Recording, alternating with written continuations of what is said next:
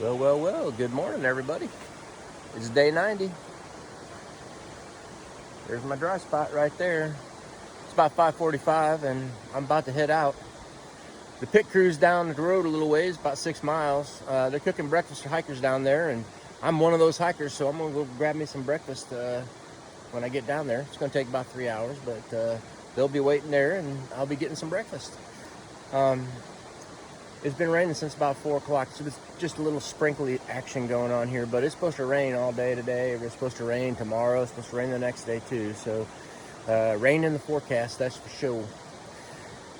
Today I really don't have much going on except walking as far as I can, and then tomorrow the crew's going to start picking me up at roads for pretty much the rest of the week. So I'll be going to the Catamount Hotel in Bennington for a week, just hanging out and slackpacking. So that's what's going on with me right now.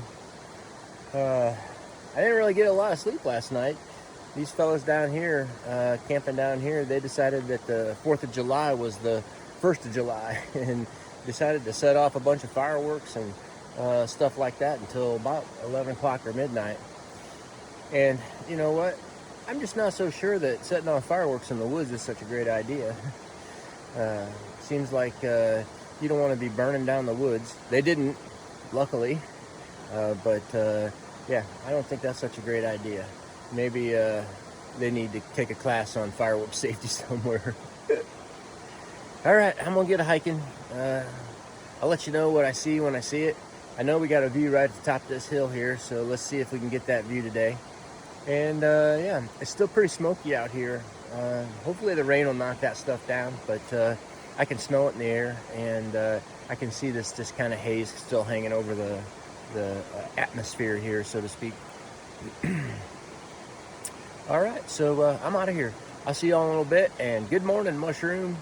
All right, bye-bye. Here's your money shot.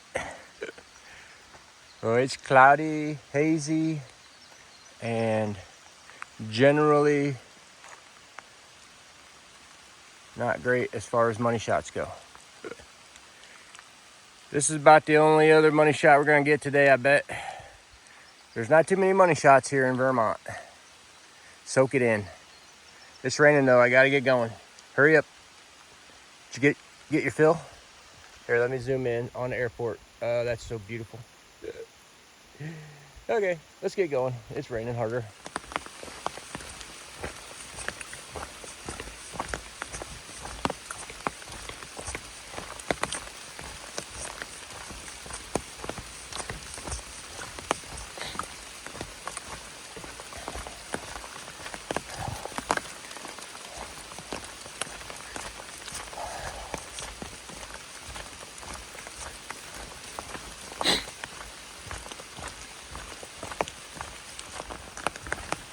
Time for breakfast, y'all.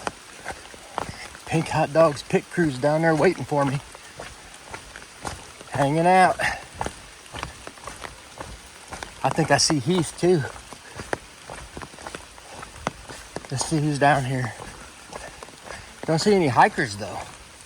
Where's all the hikers at? Look at this, another member of Pink Hot Dogs Pit Crew is showing up. It's Heath. What's up, brother? How you doing? I hope you got all weather tires running. Yeah.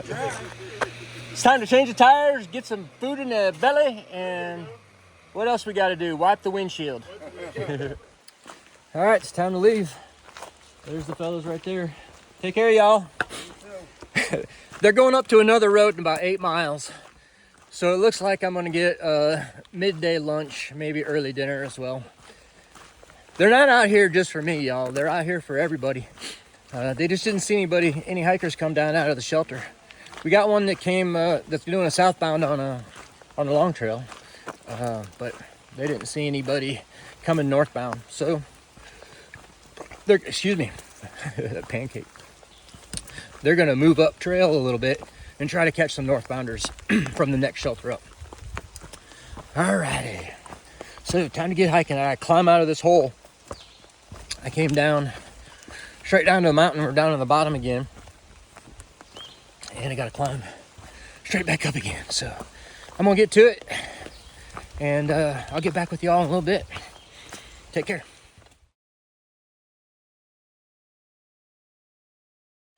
Well, there you go.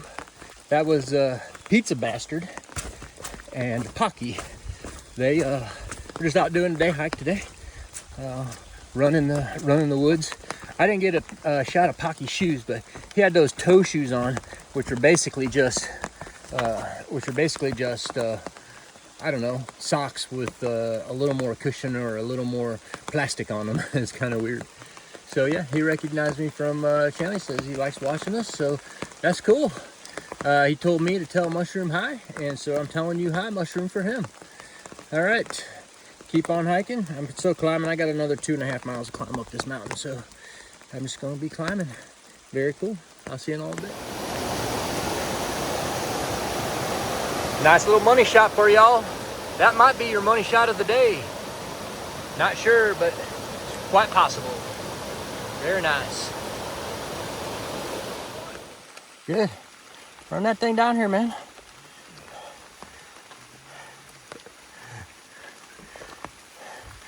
Don't you know that the Appalachian Trail is a foot-only traffic?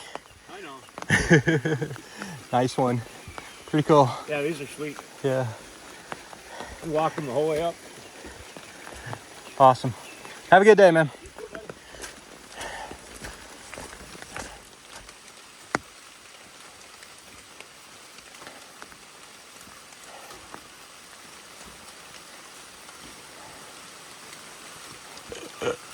Pretty cool, man.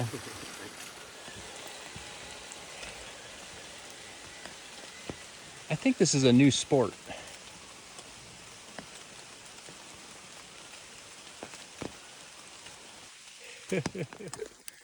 Y'all, that might have been the money shot of the day right there. That was just so cool.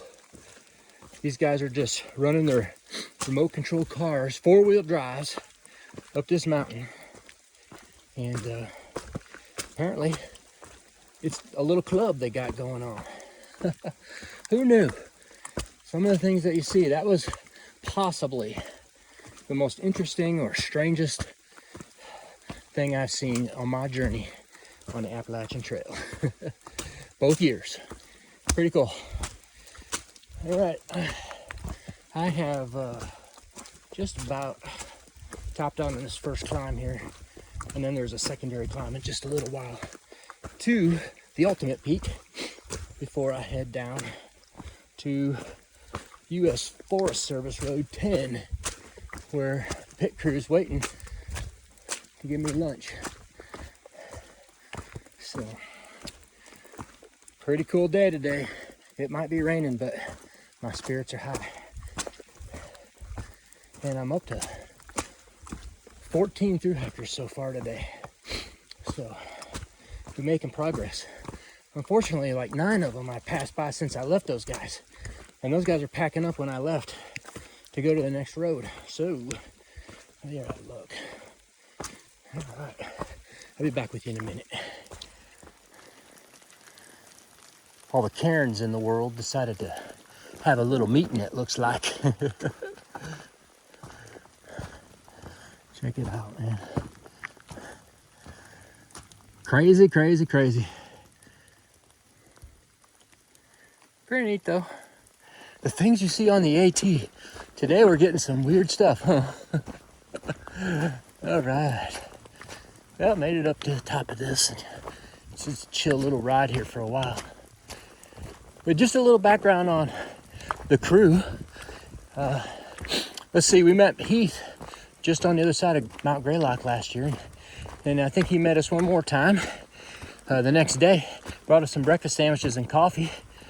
And then we met Stops and Steve at the Catamount last year.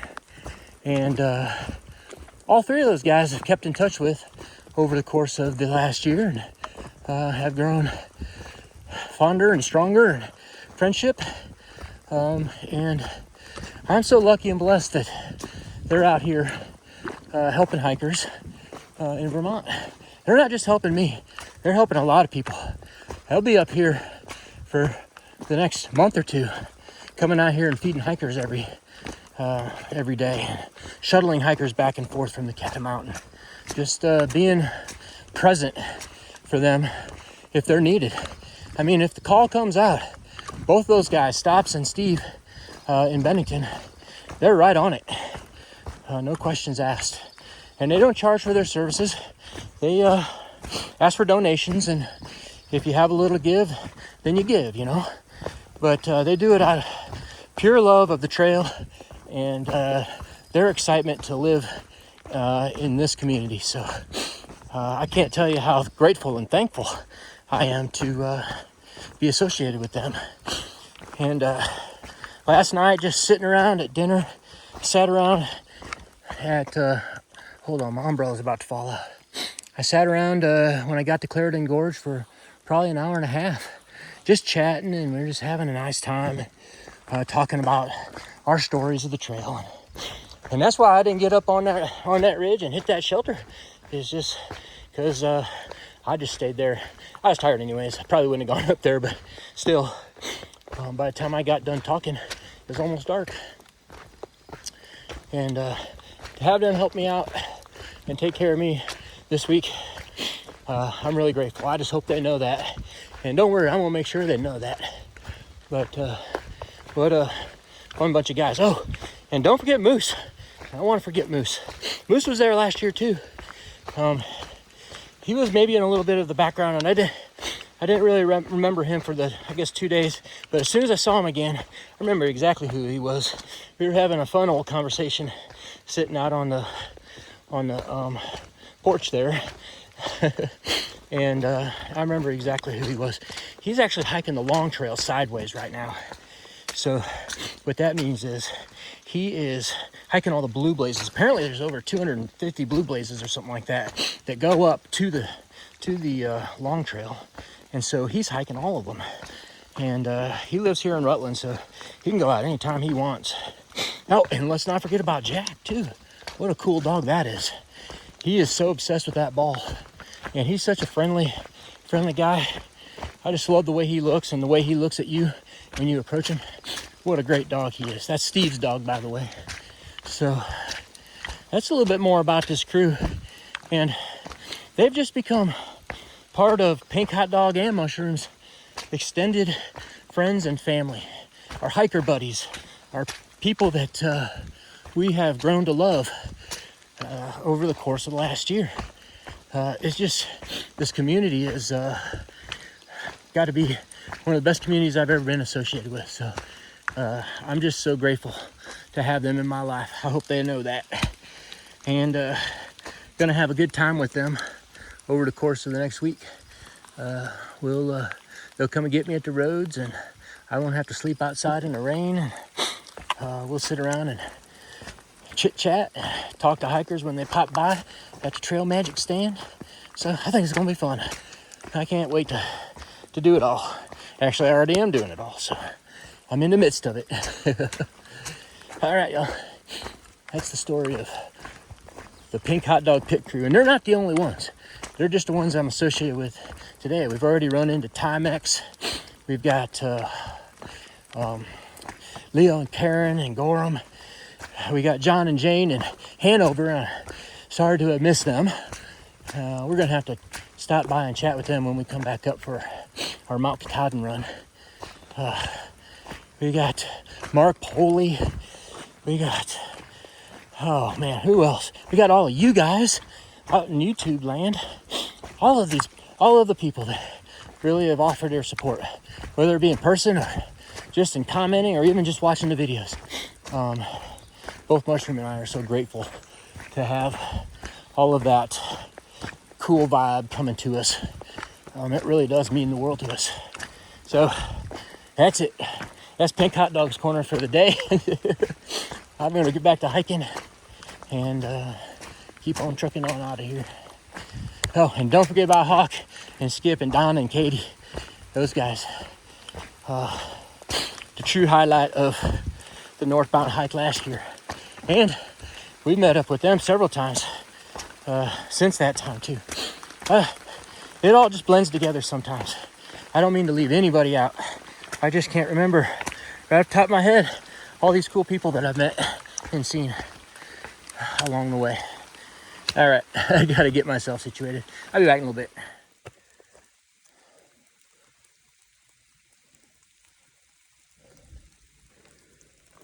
There's a lot of marble in this area, and I think that's some right there.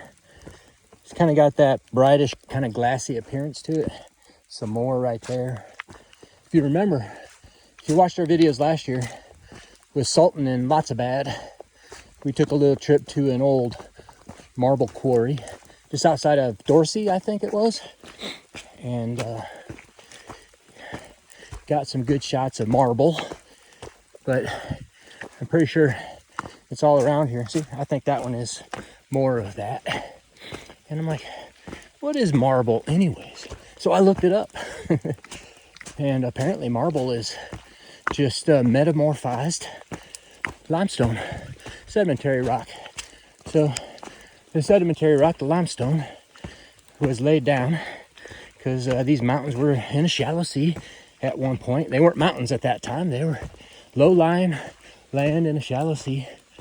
And then somehow some sort of folding event must have occurred, sunk that sedimentary rock, the limestone, back down into the middle of the mountain where it was exposed to heat. There's some more boulders up there. This is called the rock garden, by the way. Anyways, that limestone was exposed to heat and pressure, and it crystallized into a whole nother rock. And typically, after that, you know, if you look at limestone, it's typically layered because it gets layered as it's laid down underneath the ocean year after year. And it's kind of like rings on a tree almost. But once it metamorphs, it loses its layering. And of course, marble's used for all kinds of things. Building materials in a house, a tile, sinks, countertops. I think they use it a lot for statues and probably artwork on buildings and things like that. So that's pretty cool. I don't remember seeing, you know, such a big concentration of marble anywhere else on the AT. I mean, I really don't know much about it at all. I'm so totally amateur about all this stuff. It just interests me. So, you know, once again, just another little special place, and completely different from the granite-laden White Mountains. Yeah, this is called the rock garden. I think this was just these boulders, and Karen decided to have another meeting over here. Pretty cool. All right, I got one tiny little bump to get over, and then it's all downtown to that road. And then after that, I just have this kind of mild incline up to the shelter, but I'm gonna try to go past that shelter and get up on this little ridge and maybe even make it as far as these campsites. I'm not sure I'm gonna make it to there because I'll probably stop down here at this road for another hour. That's like 2 hours of hiking that I lost. That's 4 miles, 5 miles, 3 to 5 miles that I'm gonna lose hiking today. So I'll probably just get up there on that ridge and find a campsite tonight. But you know what? Plans change, and sometimes change hourly. So who knows? We're just gonna find out what happens. That's the drama of the video. That's why you keep watching, to find out where I camp at night. All right, I'm gonna get back to hiking. Well, Vermud is living up to its hype today. I'm pretty sure the Nobos are kind of irritated by this, but little do they know, this is just training for New Hampshire and Maine, because there's a lot of this going on up there too. And after a while, you just kind of succumb to it, and you learn to become adept at finding the rocks and the roots and the things that get you through the mud without getting your feet too wet. My feet are wet right now, so if I end up slipping and stepping in it, it don't matter. But I don't really like to step or slip in it if I can avoid it. and you just find a little root and a little rock that'll keep your feet mostly out of the water. And then try not to slide because it is slippery. So, yeah, Vermud. Get a little rain on this trail, and this thing turns into a sloppy mess, that's for sure. In some parts.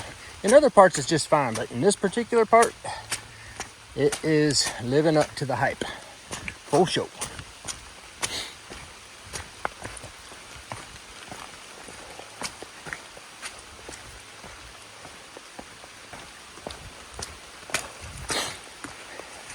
There's another thing too.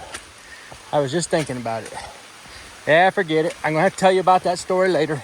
It's starting to rain. I gotta get my umbrella back out. Wait a minute. Looks like it's gonna stop.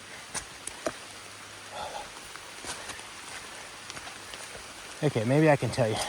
But anyways, a while back, I was crossing the stream and there were 3 nobos that had just got there. The one was up to her knees in the middle of the stream, just crossing it, fording it. But there was a series of rocks right off to the side there, and only one of them, maybe 2, were partially submerged. They could have hopped across those rocks with relative ease and kept their feet mostly dry. Instead, they dunked their whole body into that thing.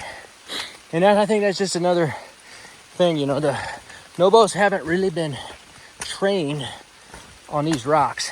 After you've been on these rocks for about a week, you start getting pretty good at knowing where to put your feet and how to deal with them. And then you start bouncing across them pretty nice. After a month, or in my case, after hiking the trail twice now up there, start to get pretty good at it. I mean, I still slip and fall every once in a while for sure, but I'm more confident. And I think it was just they looked at those rocks and they weren't confident that they could hop across them. I think they watched me hop across it and they're like, maybe they could do that. But still, the other 2 that were waiting for the first one to go across, they just forded the river just like the first one. So, you know, once again, they are just training right now, and as soon as they get up to Maine, they'll figure out how to rock hop all day long. For sure. Okay, back to hiking, y'all. Nice one. Look at that pond. I love these mountain ponds. So awesome. This one has a nice little island right in the front. Cool. Very nice. Money shot. These are the money shots right now. Beautiful. One more pit stop for the day. Here they are. The Pink Hot Dog Pit Crews. Really taking care of old Pink Hot Dog, let me tell you. This is crazy. Oh, brother. There they are. Here I am, back on trail again. Well, I gotta go and try and hike about 6 or 8 more miles. It's about 4 o'clock, 3:30, 4 o'clock. I had a couple of hamburgers and a hot dog, a couple of Mountain Dews. I'm all hopped up on Mountain Dew. And so I think I'm ready to start hiking again. And oh, that was nasty. I'm just gonna try and get up to the top of this ridge that I have to walk up and find a place to camp. And then I just have maybe 10 to 12 miles tomorrow to get back to them. They're gonna sleep there tonight, right where they park. And then they're gonna move to the road. They're gonna pick me up and try to catch hikers coming down there for breakfast tomorrow. So that's our plans. Having a good day. It's raining, it's muddy, but it's nice to be able to sit and chat. There were several hikers there today, or this afternoon, and we just had nice convos, and it's just nice to talk to those guys. We have a lot of stories, so good times. All right, y'all, I'm gonna get back to hiking, and I'll catch back up with you in just a little bit. All right, bye. See ya. Have a good day. Nice one. Look at that.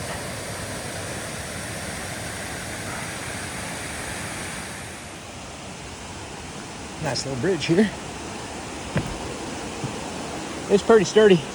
They built that big concrete placement holder for those cables.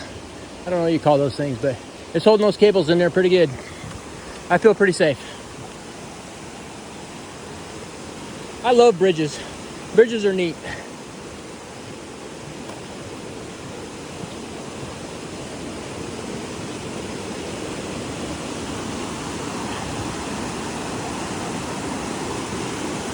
Man, that water's dark. Dark brown. There's some nice campsites right on the other side of this bridge. Too soon for me though.